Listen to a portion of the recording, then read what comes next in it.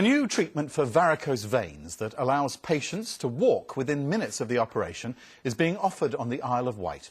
It involves heating the vein with radio waves instead of removing it. Varicose veins can affect pregnant women, the elderly, and people who stand a lot for their job, like chefs or hairdressers. The NHS carries out 37,000 varicose vein operations a year. Often, patients need an overnight stay in hospital and can't drive for a week afterwards. Our health correspondent David Fenton reports on this breakthrough. About 5 million people in the UK have varicose veins. Eric Colling is one of them. Today he's undergoing a new technique called venous closure to remove them.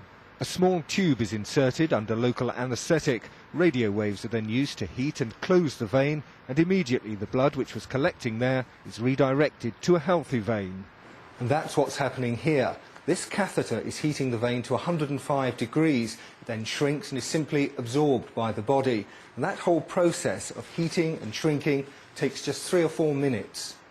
I think it is going to make a major impact on the way we treat patients, certainly in the health sector, because it's better for them, it's easier for the health service, it reduces cost, and I think probably it's going to be safer for patients ultimately when we get the long-term data. About 80% of varicose vein operations on the island are now done using this technique. For the NHS, it's enabled many trusts in the country to take a very common operation out of theatres into a treatment room, and that's freed up theatres for other cases.